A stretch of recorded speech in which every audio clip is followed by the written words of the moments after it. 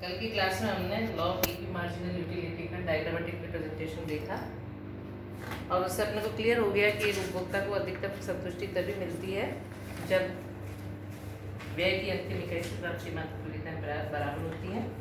इसको हम उपभोक्ता का संतोष अधिकतम तब होगा जब इसके लिए दो शर्तें पूरी होगी। पहली शर्त है marginal utility of x upon p x is equal to marginal utility of y upon py is equal to marginal utility is equal to marginal utility of n upon pn. Marginal utility of x की सीमांत उपयोगिता,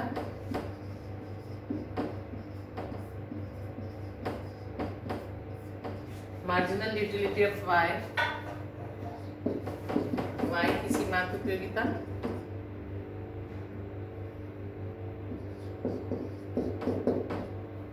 px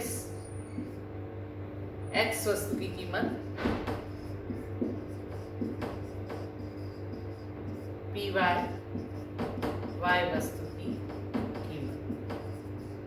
एक उपभोक्ता की संतुष्टि तभी अधिकतम होगी जब वो दो शर्तें पूरी करेगा। पहला तो marginal utility of x upon p x is equal to marginal utility of y upon p y till marginal utility of n upon p n. Marginal utility of x की सीमांत उपयोगिता, मार्जिनल यूटिलिटी ऑफ y की सीमांत उपयोगिता, P x वस्तु की कीमत, P y वस्तु की कीमत। यानी x वस्तु की सीमांत उपयोगिता का उसकी कीमत से अनुपात y वस्तु की सीमांत उपयोगिता का उसकी कीमत के अनुपात के बराबर होगा, तभी उपभोक्ता की संतुष्टि पूर्ण होगी। तो हमने ये देखा है, अपने अंतिम इकाई थी 25/1, इधर अंतिम इकाई थी 25 और इसकी कीमत भी 1 है। तो यहाँ पर दोनों क्योंकि बराबर है इसलिए उपभोक्ता को इस स्थिति में अधिकतम संतुष्टि मिलेगी। दूसरा, अधिकतम संतुष्टि का बिंदु तब होगा जब, क्योंकि इसमें इनकम को हमने शामिल नहीं किया है, जबकि हम कह रहे हैं कि उपभोक्ता को 10 रुपये खर्च करना है, यहाँ हमने केवल x वस्तु की कीमत और उसकी सीमांत उपयोगिता ली है। अगर हम इसके अंतर्गत इनकम को भी शामिल कर देते हैं तो उपभोक्ता की अधिकतम संतुष्टि के लिए ये शर्त लागू होगी, I is equal to x p x plus y p y. यहाँ पर x जहाँ x व y दो वस्तुएं हैं,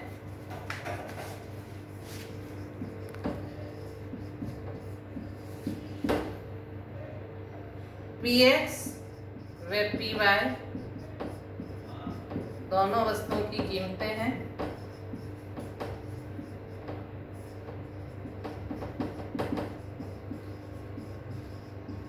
और I है I। तो अगर ये शर्त भी पूरी होती तो उपभोक्ता की संतुष्टि अधिकतम होगी। हमने x की 6 इकाइयाँ ली है, उसकी कीमत 1 रुपया है, y की 4 इकाइयाँ ली है, उसकी कीमत 1 रुपया है, तो ये शर्त पूरी हो रही है 10। क्योंकि उपभोक्ता के पास 10 रुपये हैं, I उसके 10 रुपये हैं, उसकी x की कीमत भी दी हुई है, y की कीमत भी दी हुई है, तो इस 10 रुपये से वो 6x खरीदेगा और 4y खरीदेगा, तभी उसकी संतुष्टि अधिकतम होगी। अब मैं आपको बताना चाहूँगी, अपना सिद्धांत तो पूरा हो गया, law of equi marginal utility क्या है, यानी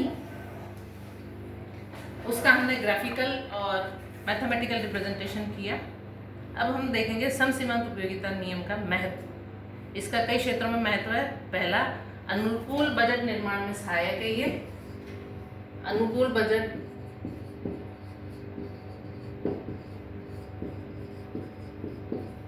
निर्माण में सहायक।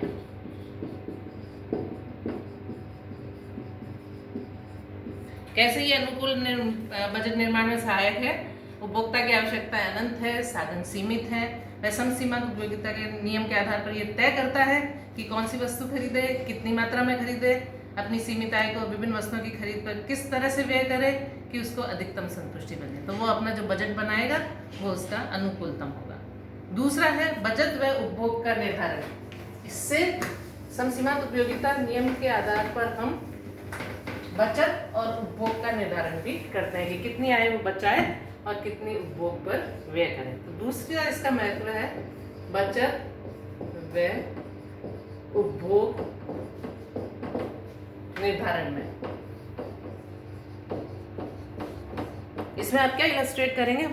मार्शल के अनुसार एक बुद्धिमान उपभोक्ता अपने साधनों को वर्तमान आवश्यकता यानी उपभोग और भविष्य की आवश्यकता यानी बचत में इस तरह से वितरित करता है कि बचत के लिए रखे गए अंतिम रुपए की सीमांत उपयोगिता उपभोग के किए गए अंतिम रुपए की सीमांत उपयोगिता के बराबर होनी चाहिए। तो इस तरह से बचत कितनी करे और उपभोग कितना करे इसका भी निर्धारण होता है। तीसरा इसका महत्व है सीमांत उपयोगिता नियम का कि साधनों के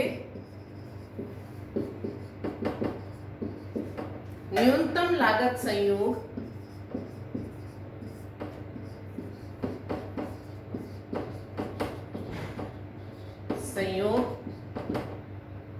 का निर्धारण। इसके अंतर्गत हम ये बताएंगे कि एक उपभोक्ता अपनी सीमित आय को उत्पादन में इस तरह से लगाएगा कि प्रत्येक साधन की सीमांत उत्पादकता उसकी कीमत के अनुपात के बराबर हो। जैसे अपन ये कहते हैं ना कि एक उपभोक्ता को अधिकतम संतुष्टि कैसे मिले, इसी तरह एक उत्पादक को भी अधिकतम संतुष्टि कब मिलेगी? जबकि उसकी marginal productivity of labour upon price of labour is equal to marginal productivity of capital upon price of capital होगी, तब वो न्यूनतम लागत संयोग के आधार पर अधिकतम उत्पादन कर सकेगा। इसी तरह समय का उपयोग, चौथा महत्व है समय का उपयोग।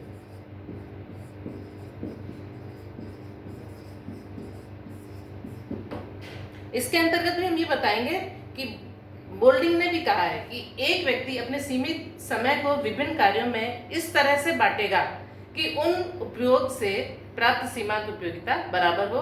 समय का अनुकूलतम आवंटन भी इसी नियम के आधार पर होगा। इसी तरह इसका अंतिम महत्व है विनिमय या लेन देन में भी, विनिमय व लेन देन में महत्व।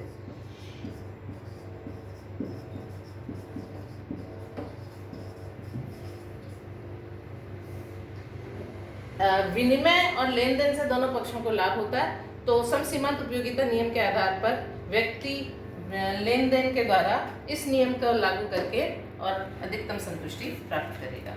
तो इस तरह से हमारा ये टॉपिक खत्म होता है, law of equi marginal utility.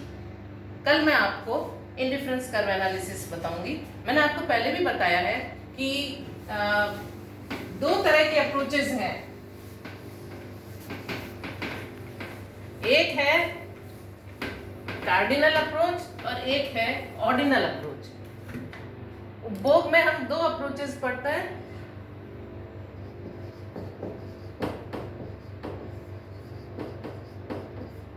पहला कार्डिनल अप्रोच और दूसरा ordinal approach. Cardinal approach Marshall ने दी है, मार्शल और अन्य बोल्डिंग वगैरह अर्थशास्त्री हैं, और ऑर्डिनल अप्रोच हिक्स ने दी है। इसमें हम कहते हैं कि उपयोगिता नाप सकते हैं।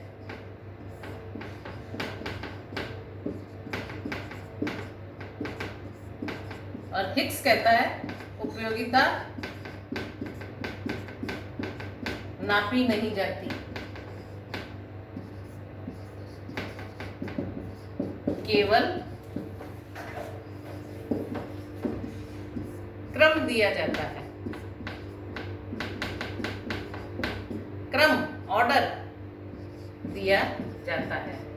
तो कार्डिनल अप्रोच में हमने यूटिलिटी एनालिसिस पढ़ा है और ऑर्डिनल अप्रोच में हम हिक्स का इंडिफरेंस का एनालिसिस पढ़ेंगे। कार्डिनल में अभी आपके डिमांड और सप्लाई भी आएगा, कंज्यूमर सरप्लस भी आएगा, वो हम आगे पढ़ेंगे। सिलेबस के अनुसार पढ़ रहे हैं हम। तो ऑर्डिनल अप्रोच में हम हिक्स का इंडिफरेंस कर्व एनालिसिस पढ़ेंगे।